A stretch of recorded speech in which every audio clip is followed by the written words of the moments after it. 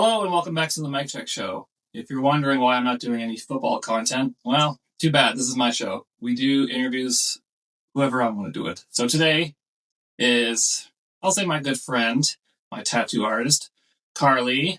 How do you say the last name again? Paynter. Paynter. Fitting. You remember? Yeah, it's fitting. You remember during the show when I botched your previous last name?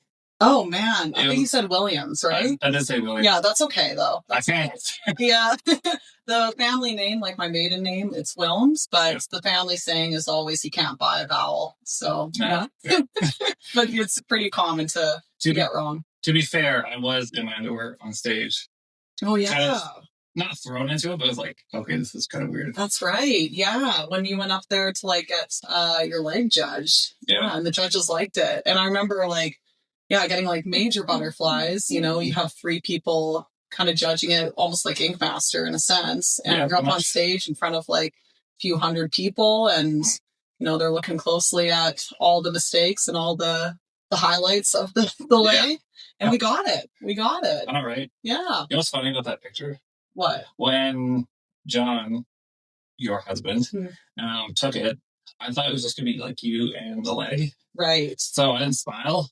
So when I looked back, I'm like, oh. It was kind of a blur, the whole thing, wasn't it? It was snap, quick. Yeah, totally. The adrenaline, going onto the stage, coming off the stage. Yeah. It's, it tends to be just a blur. So, But you did great. Again, hanging out in my underwear. Yeah. Honestly, since that tattoo, around that time period, I end up taking off my pants way more than I wanted to. Yeah, I don't doubt it. I just got my back started actually, all the way from shoulder down to almost halfway towards my knee. And I feel like I've been half naked ever since getting that done. There's something about it. It's almost like wearing a badge of honor, like you said earlier. Yeah, pretty much. Yeah. But I still tell people it sucks. Yeah. That's why you don't have your other one done. I do plan on getting more done. All right, do you? Yeah. But not a sleeve. Oh, yeah. Fair. I think a half sleeve. Yeah, that'd be pretty cool. Yeah, I'll figure it out. You know who to go to. True. All right.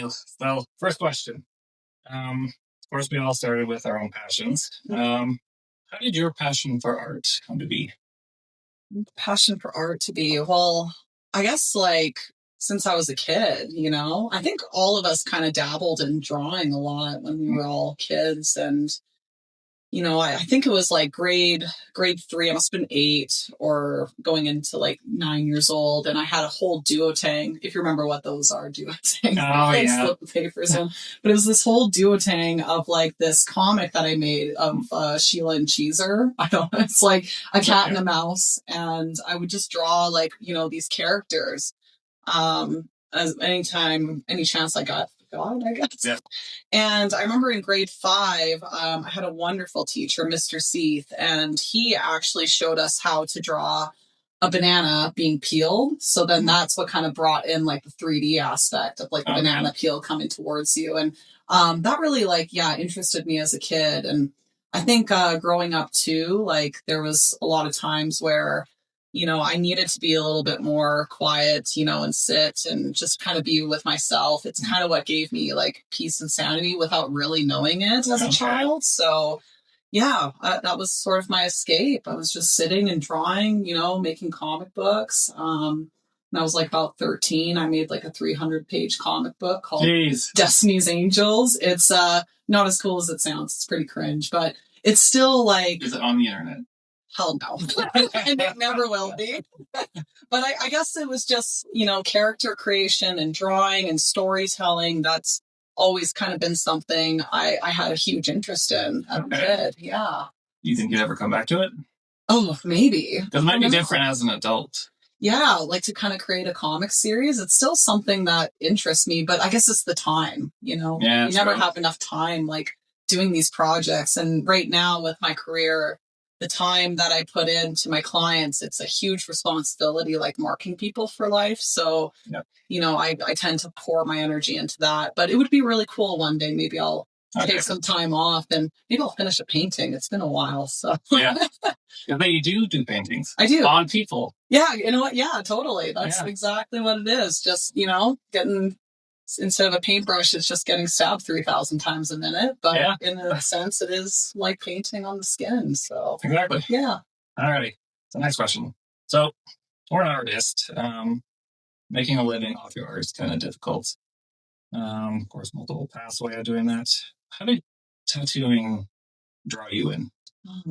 Wow, that's, I guess, it's again something I kind of started getting interested in when I was about 15. I used to watch that show Miami Ink with like Ami James and Chris Nunez and Kat Von D. She was really cool, you know. When I was a teenager there, I just thought, wow, like women can do this too. That was just so eye-opening for me in high school. But no one in my family had tattoos, and not really any of our close circles in our family. So I just thought it was kind of out of reach. But there was one point, I think it was 16, where I brought a sketchbook into a shop that I actually guest spot at to this day. Yeah, Sinister Skin. Cool. So shout out to them. They're wonderful in Port Moody there. But I went in with my sketchbook, and of course they looked at it and they're like, bro, like you gotta, practice a little bit more for sure. So I ended up going into other fields. I went into graphic arts at one point. I graduated there at BCIT and got my certificate there. And I just kind of kept trying all these different avenues. I tried being like an electrician at one point. Technically was a second-year electrician. Damn, you went farther than I did. Yeah. It was like 2 days. 2 days. Yeah, I know. It was like, I did the schooling, and then once I got the hours, I realized pulling wire is a little, not really my style. Got these weak arms, But I just I guess I was lost, and I kept trying all these different job avenues. Still going? Yeah. Good.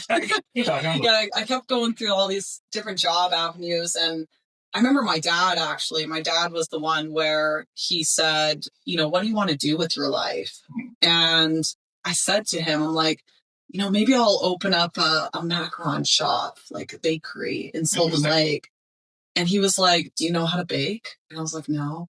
And he's like, well, what the fuck? I can learn. I know. I'm like, but that's how lost I was. And I remember he looked at me and he said, well, why don't you get into tattooing? Oh. And that was like, to have that blessing as a parent, like to give, as a parent, to give that to your child, to say, pursue your dreams. Like he knew who I was growing up and just saw it. And I was like, yeah, all right, like let's do it. So that's kind of how I got into the path of tattooing. That was the start. Okay. And then building a portfolio and drawing, that's when I really got intense with working on my craft and trying to study like flow with the body, even though I didn't have a mentor yet at the time, but almost mimicking what other tattoo artists were doing and building a drawing portfolio so I could bring it to a shop and, go from there. Yeah. Okay. Well, that's an easy transition to the next question. What's a process like of being an artist? Well, tattoo artist. Tattoo artists. Yeah. They're all, I think there's so many different types of processes that all of us have gone through in this industry. 10 years ago, 11 years ago, when I started my path into the industry, it was like kind of dying down where, the apprentice was sort of the bitch of the shop. And, like that was kind of phasing out a little bit, but I did manage to catch like the last wave of it, I suppose. My first, I know. But it was still like wonderful memories to look on, and a lot of like what to do's and what not to do's. My first shop I worked at there was Fat Boys with a Z on the end in Sylvan Lake. And my mentor was Pepper. And he was a very eccentric individual. He was very passionate about art, very passionate about life. Some days you'd go in and he just had all of the answers of the world for you. And then other days you'd go in and you just wanted to hide in the closet while he had his little rant and rave, right? But pretty much tell you that. Oh yeah. Like there was so many things with that shop. But out of all the bad, like I still remember like the good. Like I remember this one time, I went into the shop because someone painted the side of the shop there. They painted this big blue swastika. It was awful, right on the side there. And I went inside and I was like, Pepper, like, someone painted this this symbol on the side of your building. And he's like, what the hell? Okay, let me go take a look. He runs out, paint's still there on the ground, like spilt all over. And he's like, oh, well, we can just fix this right now.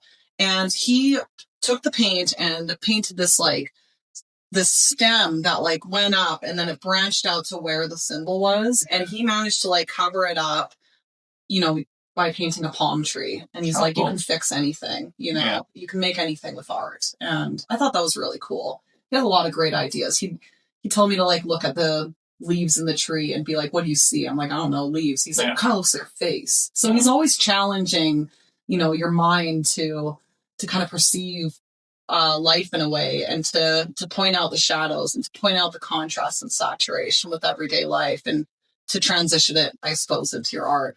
Okay. I forgot what the question was. What was the process of the process? Okay, so I guess the process, first thing you should do is just start with drawing and build a drawing portfolio. Right now it's like things are so crazy with starting off. I think people get the idea that I should go buy a tattoo machine off Amazon, or even now Walmart, I heard, sells tattoo machines online. It's so accessible, but a lot of I need to find out. I know, yeah, I need to find that out, actually. Let's check that. But a lot of times mentors tend to look for people that have never touched a machine, never tattooed someone, because they want to develop good habits with their apprentices. So, starting a drawing portfolio and then bringing it to someone that you really look up to, I think that's the best way to start the process to get into the industry. But it's tough times right now, because things are so accessible. I think more people are, trying to get into the tattoo world, and it's easier to get into the tattoo world. But I don't know. I think the process is just to start drawing. Yeah. Yeah, because should I have it? Yeah, wouldn't artists want their apprentice not to touch a machine just because of bad habits? That's exactly it. Yeah, totally. Yeah. I mean, when I first started, I always thought, I really should tattoo before I go in.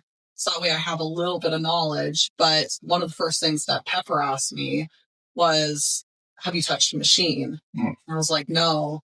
And he's like, that's a good thing. I'm like, really? Yeah. So it's because you can develop bad habits, especially marking people for life and, doing crazy things like your volts, how fast your machine's going, the depth. There's so many things that go into the technique for different skin types and how you approach it. So in terms of speed for the tattoo machine, how does that really affect the artwork? Because I know if you go fast, you can mess up the skin. Yeah, but that's true. Going slow, what would that do? Well, I guess it depends on a balance between how fast your machine is going and how fast your hand speed is going too. Okay. Because you can go a little bit faster with the machine, but your hand has to move a certain way in order for it not to damage the skin, but saturate, and then move on, kind of thing. And then with slowing down, there's so many different techniques that are great for slow, especially things like fine line and soft shade, soft blend. With color, I tend to boost my machine up a little bit more, but my hand speed is quite quick. Okay. So that way I can really saturate the skin and try to do a one pass and then move on to the next section. Yeah. Yeah, because whenever I watch you do it, all I see is a thin, big clump of ink. How do you even see where you're doing it? Yeah. I think, it's practice. It's knowing where your point is. Okay. What about the tattoo skin in terms of texture? Because I know drawing on paper is completely different. Yeah. But is it kind of the same, or is it kind of no?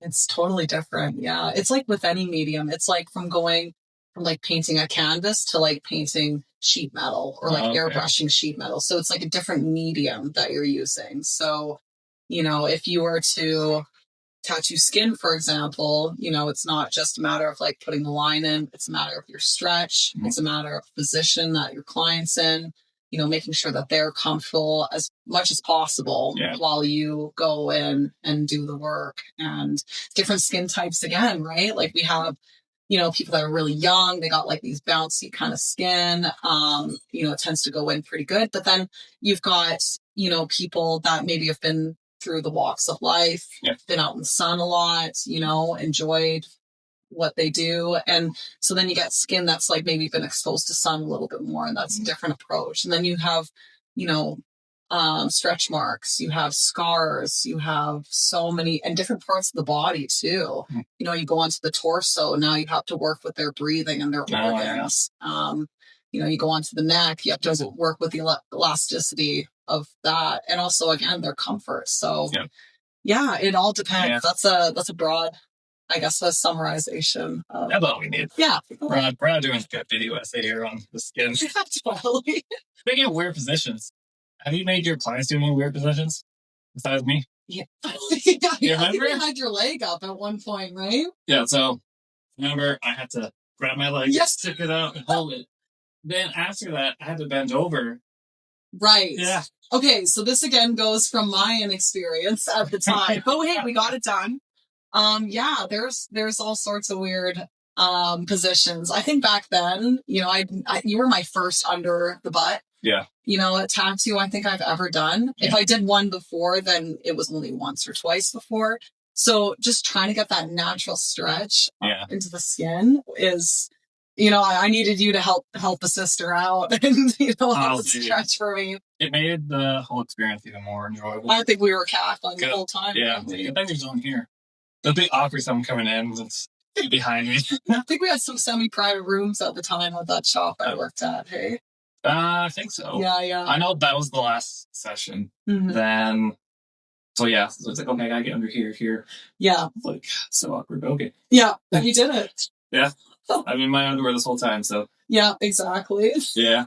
It's pretty common, how we have lots of half-naked people running around the shop, and I don't know. Yeah, it's pretty cool. Yeah. I remember, of course, I don't like to talk about myself during these things, but I remember one session we did. I had like a huge migraine. Mm-hmm. So I'm like, okay, I can't take any meds because they'll in the blood. Mm-hmm. It'll just kind of make things worse. Like, okay, let's go and deal with it. Yeah. It's awful. I know. And yet you made it look easy. You're definitely one of my tougher clients, for sure. I suffer in silence. Yeah. You did great. I don't want to make a fuss. Well, especially again, going back to my experience at the time. I mean, a lot of the stuff that we did on your leg was so experimental with positioning and different blends and stretching skin and placement. And it definitely pushed the boundaries for my career. That was your leg at the time. Well, I'm glad I could give it up. It was amazing. Because I have to thank you for this leg sleeve. Because if it wasn't for the sleeves, my fiance wouldn't have noticed it, which in turn I wouldn't have my son and getting married. Oh. So, tattoos can maybe find your love. They are a good icebreaker, aren't they? I know, right? Yeah, everyone's not I didn't know that. Yeah.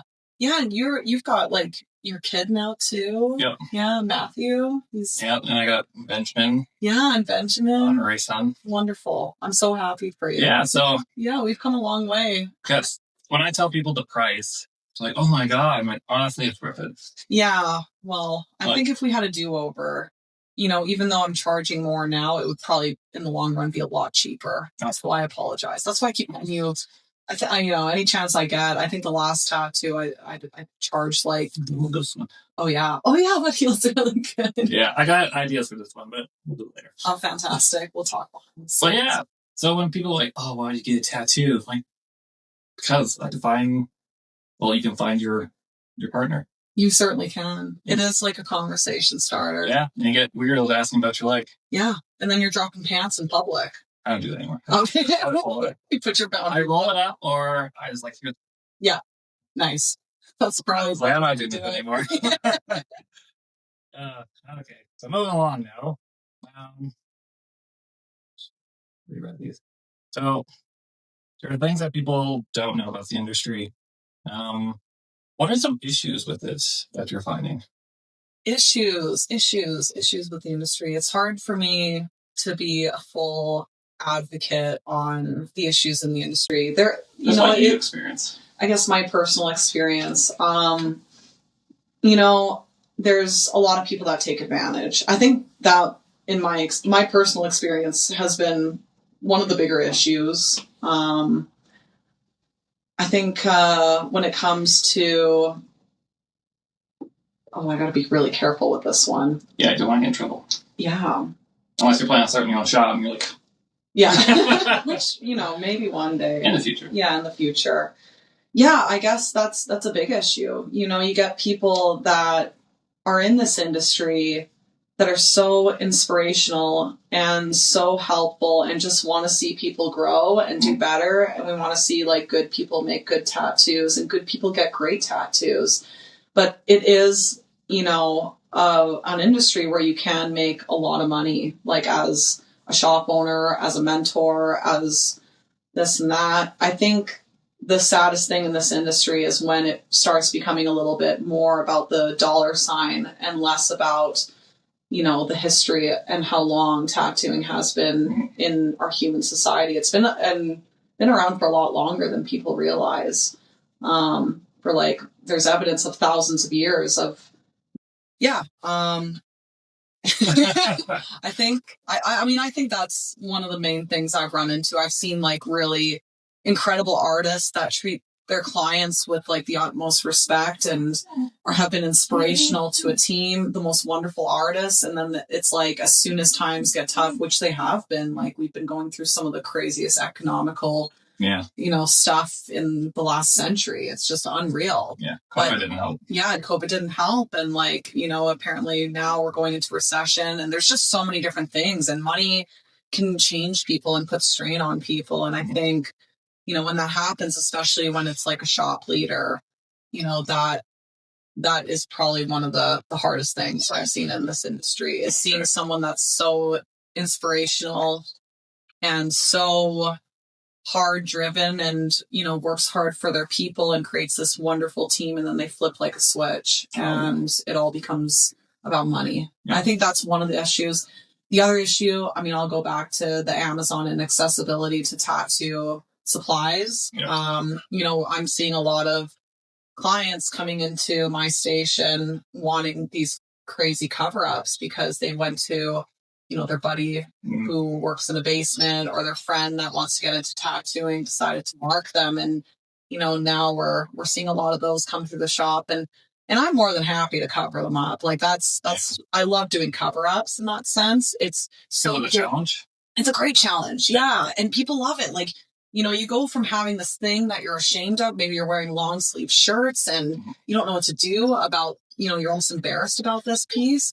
And then you go and get something so great. I've done cover-ups now for like almost 10 years. Damn. And it's, it's not that I don't like it. It's really sad that it happened in the first place. And a lot of times it is to do with people experimenting, in their basement on their friends because they managed to get a machine on Amazon. And that's not how it used to be. It used to be a little more gatekept. Yeah. But I don't know, maybe I'm sounding like a prude, because there are also artists that started on their own dime and like went and got this machine and did all the right research and did all the bloodborne pathogens courses and made sure that they were doing it correct. And they taught themselves how to tattoo, and then they became these amazing artists, So I guess it's not so black and white. Yeah. But it's just the majority of what we're seeing. So I definitely don't want to rob people of, people that taught themselves. I know a couple that managed to do so, and they're killing it right now. But I guess it just has to go in with, you just have to go in with like respect behind the machine and respect for your client and not experimenting on people. Yeah. Don't trust your friend with the machine. Yeah. Because no matter what, I am not letting my friends tattoo me. Yeah. More times than not, it doesn't turn out so great. So yeah. Because I know there are such. Yeah. Yeah. And look at the yours. Yeah, look at the drawing portfolio. Like some whispers. I'm just gonna We got dogs, by the way. Yeah, we have dogs. Should I was gonna shut the door just to quick hi. A quick hi? Oh. Dog break. Yeah. Yeah, dog break. Yeah. It's a little monster. It's a little monster. You want some loving, don't you? Yeah. No. That's the best part about my job. Yeah? Because clients will have dogs. Oh. They'll like put them away. I'm like, no, please. Please let them be a part of the interview. No, I know they were whining behind the gate there. They just want to be part of the gang. Exactly. Yeah. Because they're like, oh, dog boy. No. I know. And while I'm training, if he was doing his own thing while I was petting the dog, I should probably be training you. But I know, they're so lovely. They're just so wonderful, just having like companion. I mean, we had Kodak first. Kodak was the first dog, and then someone was, we were about to get Duke, and someone told me like having one as like a companion, and he was like kids, and exactly. I guess there's some kind of truth behind it, but they're wonderful. That's why such good boys. So I wanted 2 kids. Yeah, exactly. But mainly so they can play with each other, and I can just play with them. Yeah, but I mean that's what I was hoping for too. But we should see them in tug of war. Like they refuse to play tug of war with themselves, only with the humans. Oh boy! All right, dog break over. Okay, good boys. Okay, come on. So conventions, you've done your fair share. Yeah. What's your experience been with those conventions? Yeah, amazing. Yeah, conventions have changed a little bit over the years. Like, detail. I suppose like there used to be a little bit more of a drive for walk-in, and not saying that walk-ins are. I still do walk-ins at conventions, but now it's kind of becoming a little more like pre-booking, which is organized. It's a little more organized, which is great.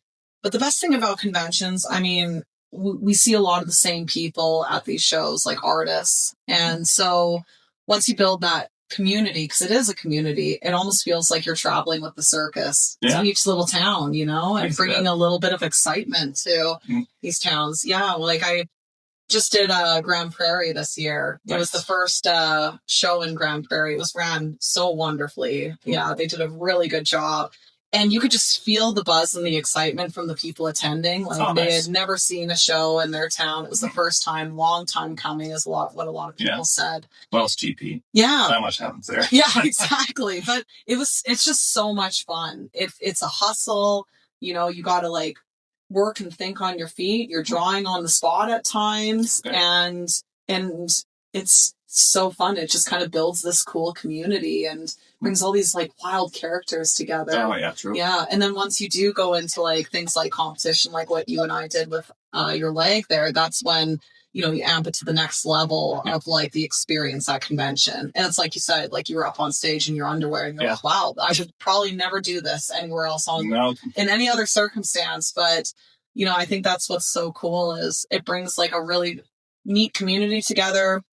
It's all about the artwork, and the fact that the artists are able to like go on these trips and, bring that to town. It's pretty cool. Yeah. I don't know. How far have you gone for these conventions? Furthest I've gone is Winnipeg. I haven't left Canada yet, but there is plans to go. Oh. Yeah. Go international. So fun. It would be kind of cool. Yeah. But just haven't pulled the trigger on that yet. Yeah, it's fair. Yeah. Expensive. It is. A lot going on. Mm-hmm. But Winnipeg, I mean, that's another great example. There's a couple shows in Winnipeg, wonderful shows, super inspiring. It's nice to be able to just like pack your stuff up and go and kind of live a little bit on the road with your career. That's cool. Yeah, it's neat. So, of course, this Flight Piece won an award. How do you want any more? And what does that kind of do for you for your career? Yeah, I guess, I have for sure. I think I'm at, they're not here. Yeah, they're not shot. I think I have about 15 awards right now. Yeah, so, and for what it does for my careher, fuck all, honestly, not much. Like, I mean, yeah, exactly. It's a little bit of bragging rights, but other than that, I wouldn't say it's done anything for my career specifically. I think it's fun to do. As much as I've like won awards, I've lost a lot of awards too, but it's really important to almost put yourself outside of the box, and whatever happens, it just check your ego. And, you're not supposed to win every single award. It's supposed to be fun. And, even if you don't get something, it doesn't mean that the piece that you do, it isn't as good for the client. You know what I mean? It's usually you're just going up against people with even more experience. And I think the drive of the competition, I think it's supposed to be a little more fun than anything. Just the competition. Yeah. Especially when you see the same people at the show. Girl. Yeah. Suck it. But no, I don't know. I try not to. Yeah, I'd be like, Yeah, exactly. Just for fun. Oh, yeah. Yeah. It's funny because when I tell people that the sleeve won an award, it's like, oh, did you get anything? The sleeve. You know, What do you want? What do you expect me to get? No doubt. I got the artwork. I think that too, like it depends on the show. There's some shows where, yeah, you know, you get the trophy and you get bragging rights. I got bragging rights, get a little plaque, put it on the wall. And then there's other shows, and like this goes to show like how different each show can be. Like there's other shows where, you know, like I won an award and my clients and I, like, we won like matching bongs. We won matching t-shirts, you know, she got like a thing of candles and. Where's our t-shirt? Yeah, I know.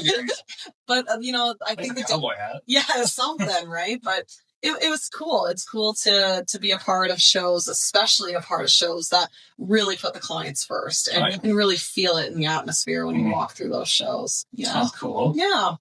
So who knows? We might get another t-shirt. I hope so. I do have t-shirts. Me too. Yeah. I have too many t-shirts. Me too. I started to get rid of some. Mm-hmm. Then with some of my merch, I get more. I really like your shirt, by the way. That's cool. The Mike Check shirt is great. I got other color schemes. Cool. I can show you later. I actually saw them online. I was creeping out your show. There's even more. Is there really? Yeah. No kidding.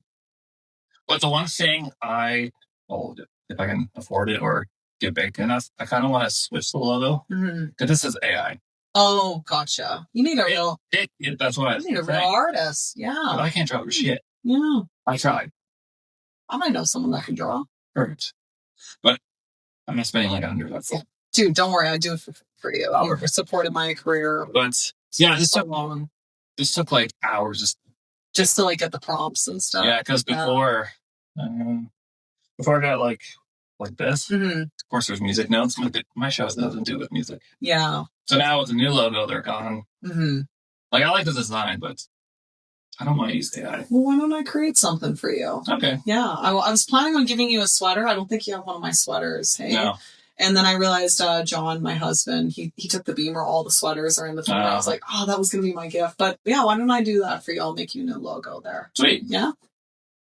So, and I'll give you a percentage of the merch sales. Okay. That sounds cool. Yeah. Yeah. All right. That sounds like a good one. Yeah. Yes. It's good business. Moving out. That's great. Alrighty. So you've been tattooing for about 10 years? Close to, yeah. Yeah. Okay. Any interesting or funny stories you can tell? Or at least characters? Oh, yeah. There's a few. I mean, like what kind of story? Anything. Okay. You're not being censored here, so. I know. Let me think. It's funny because I usually trip people up with this question. Yeah. I have to like think about this one because there's quite a few. I just want to make sure I'm telling. Oh man. Okay. When I was really early on in my career. So this is like after I was at Fat Boys with Pepper and I moved into Airdrie there and I was at New Tradition and that's where you and I saw each other. And I remember the owner at the time, because it was like a ma and pa walk-in shop, right? So the owner's like, you do everything that walks through the door. You know, it's like commission-based. We have to do everything that walks through the door. We got to keep the business going. And so that mentality going into this one piece, this guy comes in. He worked at like the pharmacy next door to the shop. And I was very new. I think I was maybe like 4 months into tattooing. And this guy comes in and he's like, hey, like I want to get my first tattoo. I want to get my wife's name, but in kanji. But the kanji, he wanted the kanji to be like translated because I think her name was like Mila or something like that. So, you know, he wanted the kanji to be like Mila, Mila. And I was trying to explain it to him where I'm like, well, kanji doesn't work that way. Yeah. Not that I'm a kanji expert, but from what I understand, it's like, you know, if you're spelling the word tiger, it's not Tiger. Yeah. It's tiger. Like, you know, you got the ticks and everything. It just makes the word. And I'm like, I'll tell you what, I'll draw up, like your wife's name in like, that looks like kanji, but it's still English. Yep. And I did that and he looked at it. He's like, no, I want it to be more like this. And he brought in a Google Translate of like, A is this symbol, B is this symbol, C is this symbol. And I was like, man, I am not sure about this white girl tattoo and this kanji shit. So I actually ended up bringing the Google Translate over to my buddy Ty, who's from Korea. Yep. And he looked at it. He's like, oh no, this is not like at all what this is. He's like, yeah, that means fire truck. That means pencil sharpener. He looked at the letter E. He's like, that's my last name. And I was like, oh my God. So I told him, the guy, I was like, just so you know, you're not getting Mila tattooed on you. You're getting Float Lady Road Extreme. And he's like, I don't care, buddy. Oh my God. I'm gonna do it. And I was like, holy fuck. So I like printed it off. The stencil was like about this big. His first tattoo, right? Yeah. He's like, no, bigger. It needs to be bigger. I'm like, okay. So I like made it about this big. He's like, no, buddy, bigger. And I was like, oh my God. So next thing you know, like we amped this thing up where the stencil was like Float Lady Road Extreme. Oh. And I was like, bro, are you sure? He's like, yeah, send it. I'm like, oh my God. I'm like, this is it. I'm retiring. I don't know. Like, so anyways, I'm tattooing him. I gave him all the warnings, right? Yeah. And as we're tattooing, he's going on about how he's so excited to meet his wife, that they're getting married in like a couple of months, and he can't wait to show her. It's an arranged marriage, right? So, yeah. And I was like, bro, you haven't even met her yet. He's like, no, I love her so much. Who am I to say? You know, yeah. I hope that gentleman is out there. I hope he still loves tattoo. Yeah. Oh my God. Or he found a good laser, expert or someone to cover it up. But I hope he's out there and he's happy in his marriage. I know for one thing for sure was that he was very dedicated to Mila. So, yeah. Well, technically it's not Mila. I mean, it's Float Lady Road Extreme, really. That's what he loves. I even told him, actually, I was like, just make sure you don't go to Asia. He's like, I'm not planning on. No. Okay, because I would be like, okay, well, so that's probably the most extreme one. That one hurts me. I will wake up in the middle of the night. Mila, no. Like, just try to shout it out of my brain. Like, oh my God. Yeah. Because, it's like one of those times where, again, like you get, someone who is so money hungry, like, and maybe don't put this in here, but like someone that is so money hungry running a business, and they just tell you need to do everything that walks through the door. And that was one of those circumstances where it's like, we're just taking advantage of people in a way, But to be fair, I did. Gave them tons of warnings. I did, but damn, that one hurts. Jeez. Poor guy. Okay. But that's on him. It's on him, literally. No. Okay. I don't like this question. I don't know why I wrote it. But, so your style, it's new tradition, right? Mainly? Well, that was the shop I worked at. No, sorry. I forget the style. Neo-traditional. Neo-traditional. Yeah, it's... So how do you find that style for you? Oh, man. I guess, like, what I do, it's if you're going to put it into like a category, I guess neo-traditional, but it's also illustrative in a way. But I mean, isn't neo-traditional illustrative? Like, people are illustrating it. I don't know. Yeah. So I don't really know what it is. I guess it stems again from when I was a kid. Like, I just loved creating characters and stories and interaction. Like, when I get the opportunity where a client gives me the trust to create that story for them, then it's not going to be like a squirrel and a raccoon. It's going to be like, why is the squirrel there? Why is the raccoon here? What are they doing together? Yeah. And what's the next step and what they're going to do in a way. So I think that's kind of where my style stems from, is just storytelling, purpose. When I worked at Deadly Tattoo, actually probably one of my most incredible mentors growing up was probably James. So far in this industry, growing up in this industry, was James Tex. And, when I first started at his shop, he would ask me, he's like, why is that leaf there? What is that doing? Why is the water doing what it's doing? Yeah. And that kind of like reprogrammed my brain into why. Okay. It's so true, Like, why is that water being pushed the way it's being pushed? Why is the wind blowing the way that it's blowing? Why is this character looking up? What's it looking at? Yeah. And what's the next step? Okay. And I think a combo of my childhood with creating comics, not very well, but still attempting to as a kid, and now going into like adulthood and having these different mentors, yeah, I guess that's the style in a way. I tried to branch out and try different styles. Oh yeah. I've done all sorts of stuff. I've done, well, I do like black and gray. I've done realism. Not my strongest suit, but it passes. Yeah, it seems super difficult. It's actually, Have you had to do babies? Babies? Yeah. It'd be so hard. It's like portrait. Yeah. It turned out okay. I find like it's difficult for people with different minds. Okay. Like for me, like my brain is like, well, like, I'm just like creating, this feels right, I'm going to do this. And my imagination is just like wheels turning like this. And I feel like I don't have the mind where it settles. And because what you're doing with realism is you're almost like paint by number. Okay. So this tone, this shade, this highlight, this, and you're putting it into like whatever it is that you're creating through realism with shapes and lighting and tone. But it's so difficult because, if you get like a nostril wrong, it doesn't look like Aunt Betty anymore. Yeah. You know what I mean? So I think my brain just doesn't allow me to focus of like sitting there and creating based off of a photo, you know, like I might make like a rough draft or a color version of what I'm going to do before going into it. But a lot of times I just end up going off and doing my own thing. I can't focus on, I have to just create while I'm in the moment, I guess. So it's not that realism is super difficult, but it's also not easy. But I think it just depends on who you are as an artist and like how well your brain can focus. That's interesting. Yeah. Cool. Okay. Kind of not the bad side. Well, I guess the bad side because of the client. But in terms of mistakes. Oh, yeah. How do you deal with those? Oh, that's a really good question. Do you like, I made a mistake, I can fix this? Yeah. Yeah. I mean, we're human, right? Yeah. So look at this. I'm like, I don't see any mistakes. Oh, just don't get too close. Yeah. I know what the hell is this thing. I mean, yeah, you're wearing it. So that's good. You don't see anything. I mean, with the nip, like the Dragon Ball Z one, I'm like, oh yeah, I can kind of see it. Yeah. But one, you're new.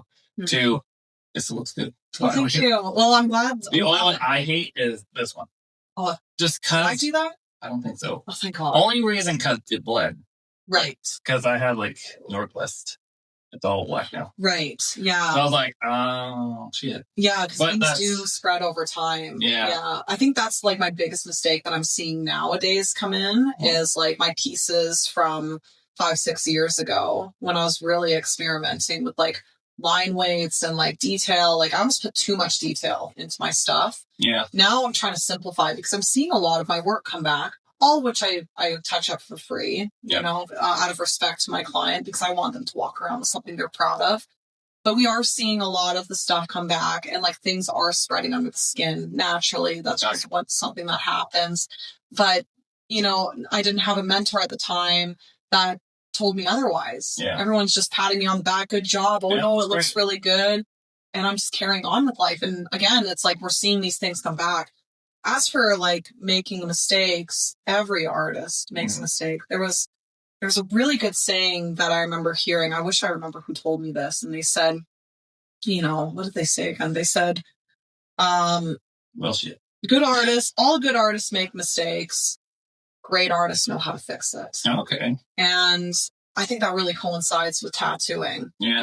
You might be in a moment where, like you're in the middle of tattooing something and then you realize, oh, that's not the thing that was supposed to be shaded. Yeah. Okay, well, now that's done. We can't take an eraser and erase it off. So how are we going to... Get a sandpaper, you know? So it's like, how are we going to now incorporate this boo-boo into the piece? Okay. And I think it's just problem solving as you're going in and thinking on your feet. And if you're really good at it, the client would never even know. Yeah. But in the moment, are you like, shit?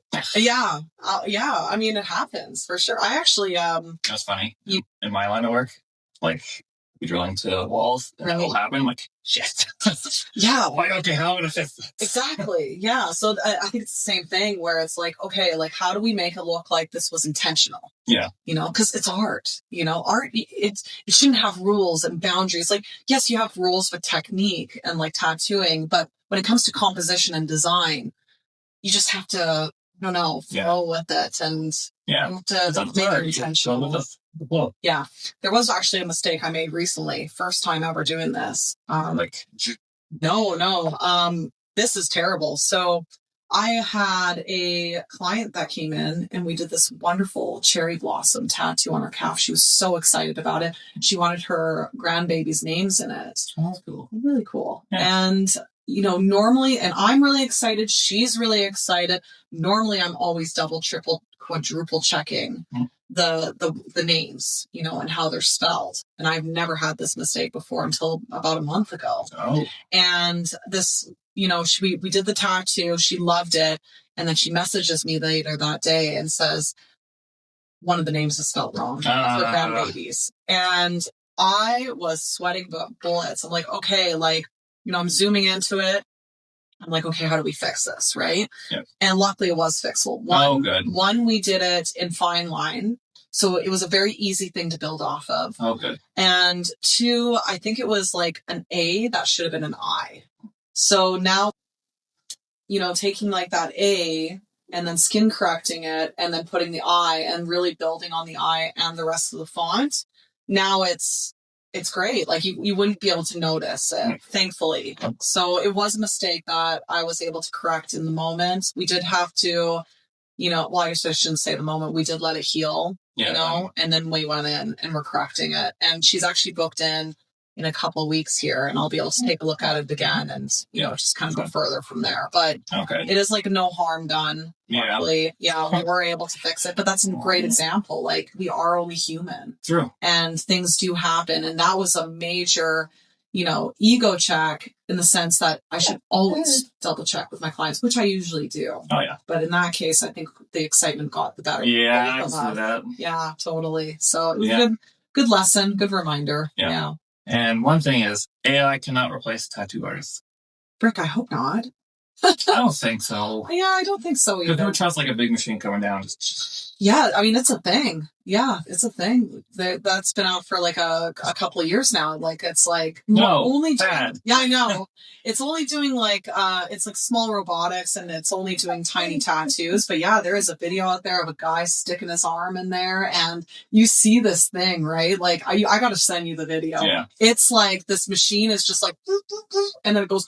Like, it is just like no remorse, right? But you look at it and it's like, yeah, the tattoo's perfect. But it'd be interesting to see how it healed because there was no stretching. Yeah. There was no... And was there something wrong with the machine? And what the depth right through? I have no idea. Yeah. I have no idea. But we are kind of on the brink of like, I mean, it's all brand new with like artificial intelligence, you know, and I've seen online, there's now stencils that have like the full design on it that you can actually tattoo through. Yeah. I don't really know much about it, but that's kind of a new thing. And it's kind of all leading to maybe one day. But I think the one thing about tattooing, and I've said this many times before, it is like one of the most human things that you can do. Yeah. Because it is so historically... It's been a part of human society for a lot longer than we realize. It is almost like sitting by a campfire and looking up at the stars in its own weird way. Yeah. It's like there's a human connection behind it, human design. I guess we've talked about human error. Yeah.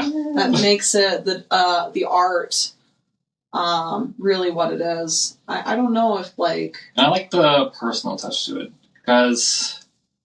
I've known people like, oh yeah, I got this image online and I got tattooed. Mm-hmm. Like, why don't you just give them the idea to the artist and let them do it? Yeah. Because you'll get something like you'll never ever see. Yeah, it's true. Majority of my tattoos, you don't find them online. Yeah. Yeah. Except for this one.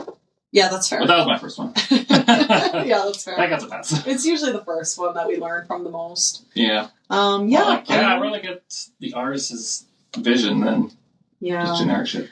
I get it though. I know like there's a lot of people that, there's almost like a sense of control, because you're about to do something that's so permanent. Yeah.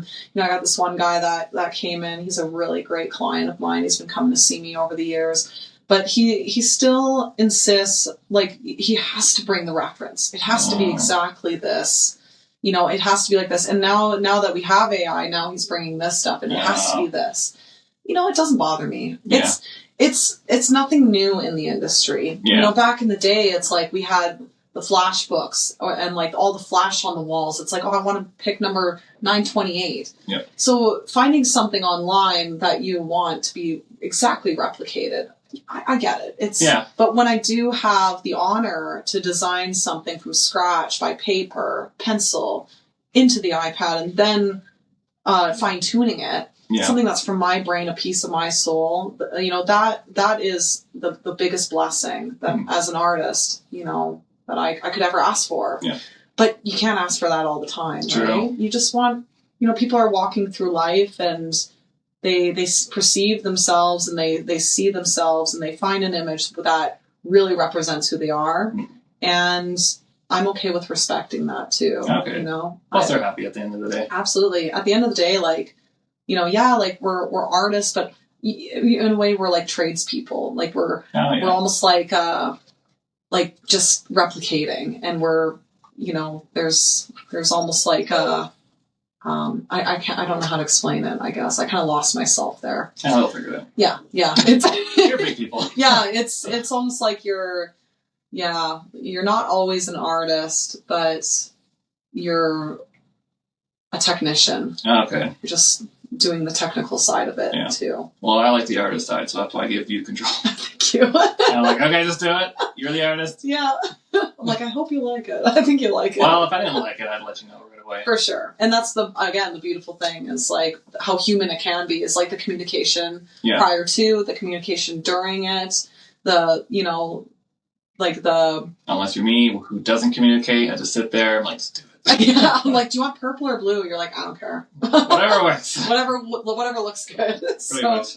Yeah, no, I think that's like the best part of tattooing. I hope that sense doesn't go away. I really hope not. It's a lot of new things coming into the world, but we can't fear it. You just have to create and enjoy the process. I think people's mind and creativity will never go away.